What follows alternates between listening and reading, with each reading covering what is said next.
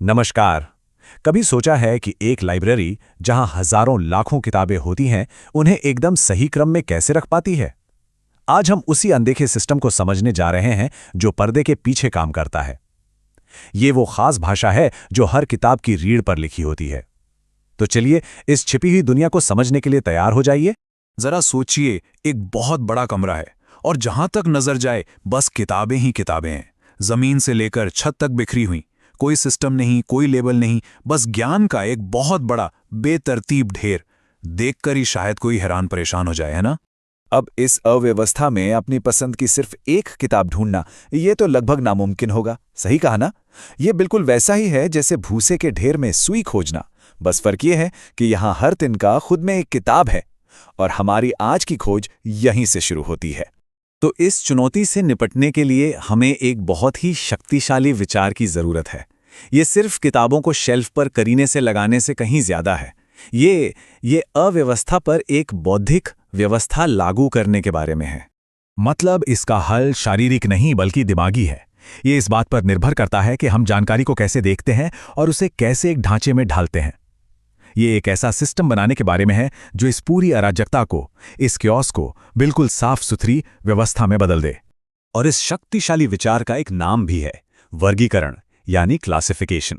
दिलचस्प बात यह है कि ये शब्द लैटिन के क्लासिस से आया है, जिसका मतलब होता है चीजों का एक वर्ग या समूह। मशहूर लाइब्रेरियन W.C.B. सीयर्स के मुताबिक वर्गीकरण असल में एक दिमागी प्रक्रिया है। यह हमारे दिमाग का दुनिया को समझने का तरीका है। हम आदतन एक जैसी चीजों को एक साथ रखते हैं और अलग चीजों को उनसे दूर। ये सिर्फ लाइब्रेरी के लिए नहीं है, ये हमारे सोचने का एक बहुत ही बुनियादी हिस्सा है। तो ये विचार असल में काम कैसे करता है? चलिए इस प्रक्रिया को थोड़ा और करीब से देखते हैं। इसके दो मुख्य स्टेप्स हैं, बहुत ही आसान। सबसे पहले हम करते हैं समूहीकरण, मतलब एक जैसी किताबों को एक साथ रखना।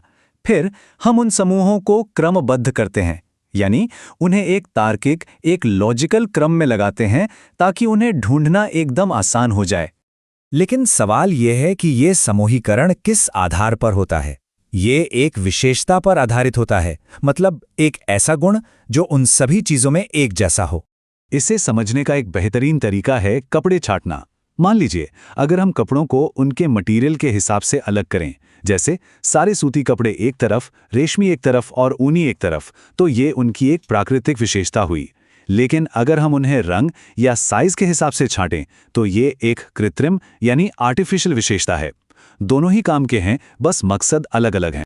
तो एक लाइब्रेरी के लिए सबसे जरूरी, सबसे उपयोगी विशेषता क्या हो सकती है? किताब का साइज? नहीं। उसका रंग? बिल्कुल नहीं। या वो किस साल छपी? वो भी नहीं। सबसे जरूरी है किताब का विषय यानी सब्जेक्ट, क्योंकि लोग लाइब्रेरी में जानकारी खोजने आते हैं और जानकारी हमेशा विषय से जुड़ी होती है। और ये विषय पर आधारित सिस्टम एक कमाल का पदानुक्रम यानी हायरार्की बनाता है। जरा देखिए कैसे काम करता है। हम एक बहुत बड़ी श्रेणी से शुरू करते हैं, साहित्य, फिर उसे और छोटा करते हैं, भारतीय साहित्य, फिर हिंदी साहित्य। अब हम और भी खास होते जा रहे हैं, उपन्यास, फिर लेखक प्रेमचंद, और आखिर में हम पहुंचते हैं उनकी एक खास रचना गोदान तक। देखा, हर कदम हमें ज्यादा सटीकता की ओर ले जाता है।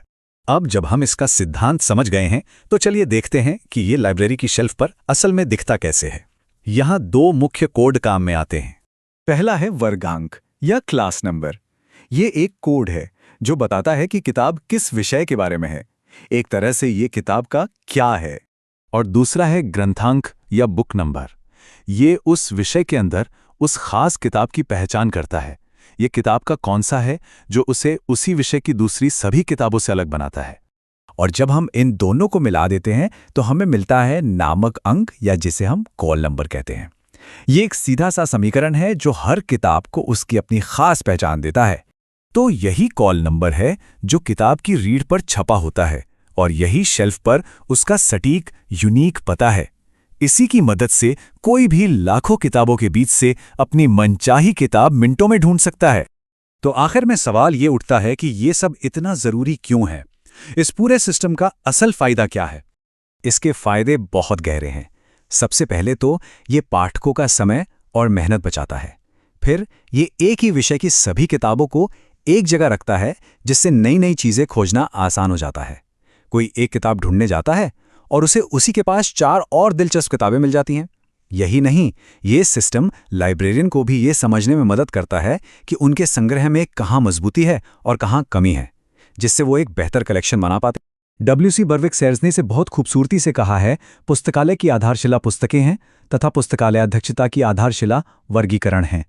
ये एक दमदार बात है जो हमें याद दिलाती है कि वर्गीकरण के बिना एक पुस्तकालय सिर्फ किताबों का गोदाम है, ज्ञान का संगठित स्रोत नहीं।